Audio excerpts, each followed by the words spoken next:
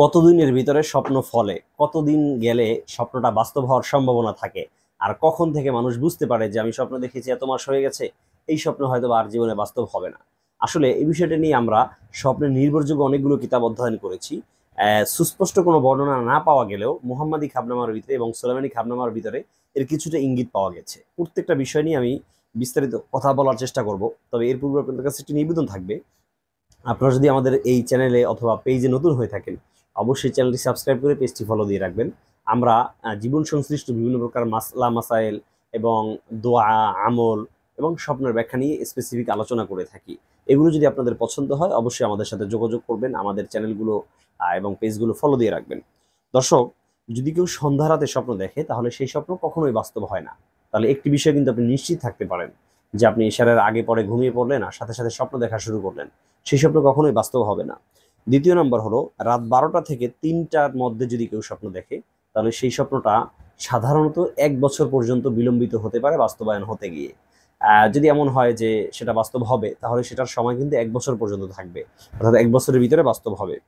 রাত 3টা থেকে 5টা পর্যন্ত যদি এই সময়ের ভিতরে কেউ স্বপ্ন দেখে তাহলে সেই স্বপ্নটা 1 মাসের ভিতরে ফলবে। 1 মাসের পরে গেলে আর সেই স্বপ্ন বাস্তব হওয়ার সম্ভাবনা থাকে না। সুতরাং আপনাকে এটা নিয়ে প্রেশানি করতে হবে না। যখন দেখবেন 1 মাস হয়ে গেছে বুঝে নেবেন আপনার ওই স্বপ্ন আর বাস্তব হবে না।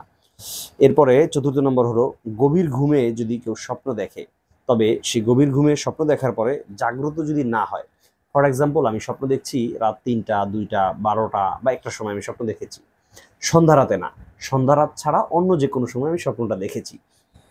স্বপ্নটা দেখার পরে আমি স্বপ্নের ভিতরে অনুভব করছি যে আমি এটা স্বপ্ন দেখছি, কিন্তু আমার তখন ঘুম ভাঙে নাই।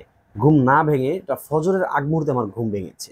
বিষয়টা যদি এরকম হয় যে আপনি স্বপ্ন দেখেছেন বাট স্বপ্ন দেখার সাথে সাথে আপনার ঘুম ভাঙে নাই, আপনি জাগ্রত হন নাই, তাহলে সেই স্বপ্নটা বাস্তব হওয়ার সম্ভাবনা থাকে প্রবলভাবে। বিশেষ করে 7 দিনের ভিতরে সেটা ফলে যাওয়ার সম্ভাবনা থাকে।